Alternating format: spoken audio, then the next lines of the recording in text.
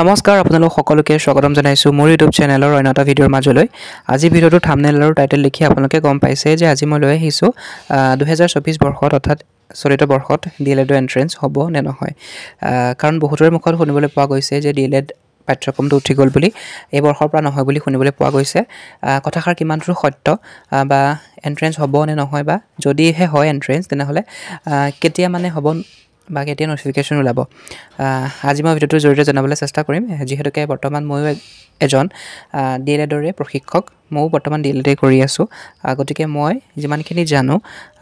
মই মোৰ সামগ্ৰিক জ্ঞানৰ ফালৰ পৰা আপোনালোকক ক'বলৈ চেষ্টা কৰিম গতিকে ভিডিঅ'টো শেষলৈকে চাই থাকিব প্ৰত্যেক বছৰে SCERT ডিএলএডৰ এন্ট্ৰেন্স পাতে গতিকে বিগত বৰ্ষসমূহত আমি দেখিবলৈ পাই আহিছোঁ প্ৰত্যেক বছৰে হোৱা এন্ট্ৰেন্স হোৱা দেখিবলৈ পাই আহিছোঁ আৰু যোৱা বৰ্ষত যিহেতুকে মই দিছিলোঁ এন্ট্ৰেন্স গতিকে মই বৰ্তমান এখন গভৰ্ণমেণ্ট ডিএলএডতে মানে স্কুলতে কৰি আছোঁ বা আৰু যেতিয়া আমি যোৱা বছৰ দিছিলোঁ এন্ট্ৰেন্স তেতিয়া মানে এন্ট্ৰেন্স নটিফিকেশ্যন বহুত বেছি দেৰিকৈ আহিছিলে আমি ভাবিছিলোঁ যে নহ'ব নেকি বুলি কাৰণ তেতিয়া যোৱা বছৰো কৈছিলে বহুতে যে এবাৰ এন্ট্ৰেন্স নহয় আৰু বুলি কিন্তু তথাপিও আমাৰ ৰিজাল্টৰ নটিফিকেশ্যন আহিছিল জুলাই মানত কিন্তু বিগত বৰ্ষসমূহৰ তুলনাত একেবাৰে লেটকৈ আহিছিল যোৱা বৰ্ষত ইনেতো আপোনালোকৰ মাৰ্চ মানতে চাগে নটিফিকেশ্যন ওলাই যায় মানে তাৰ আগৰ বছৰকেইটাত আমি দেখিবলৈ পোৱা মতে মাৰ্চ মাহতে নটিফিকেশ্যন ওলাই যায় কিন্তু যোৱা বৰ্ষত বহুত দেৰিকৈ আহিছিলে নটিফিকেশ্যন জুলাই শেষৰ ফালে নটিফিকেশ্যন আউট হৈছিলে তাৰপাছত এক্সাম হৈছিলে ছেপ্টেম্বৰ মানত আৰু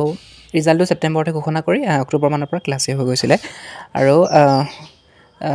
যোৱা বছৰ বহুতে কৈছিলে যে নহ'ব বুলি এন্ট্ৰেন্স কিন্তু যোৱা বছৰো হ'লগৈ অৱশেষত যিহেতুকে কোনো ধৰণৰ নটিফিকেশ্যন ঘোষণা কৰা নাছিলে কিন্তু এতিয়ালৈকে যিহেতুকে SCERT কোনো ধৰণৰ নটিফিকেশ্যন আউট কৰা নাই গতিকে যিসকলে এবাৰ দিম বুলি ভাবিছে আপোনালোকে নিজৰ প্ৰিপাৰেশ্যন কৰি থাকক কিয়নো এন্ট্ৰেন্স নহ'ব বুলি কোনো ধৰণৰ এতিয়ালৈকে নটিফিকেশ্যন দিয়া নাই লগতে যি ডিএলএডৰ এন্ট্ৰেন্সৰ কাৰণে যিখিনি পঢ়িবলগীয়া হয় সেইখিনি আপোনালোকৰ বিএডৰ কাৰণেও চলি যাব যদি বিএড দিম বুলি ভাবিছে নতুবা যিসকলে কম্পিটিটিভ এক্সামতো পঢ়িম বুলি ভাবিছে অসম চৰকাৰৰ কিবা ADRE হওক বা ADRE Gate 3 Gate 4 কাৰণে যদি আপোনালোকে পঢ়ি আছে তেনেহ'লে আপোনাৰ সেইখিনি নোটছে বা সেইখিনিয়ে আপোনালোকক সহায় কৰিব এন্ট্ৰেন্সৰ ক্ষেত্ৰত গতিকে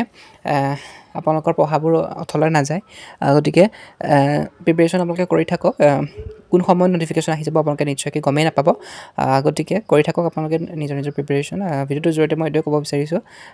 আপোনালোকে হাৰ নামানিব বা আপোনালোকে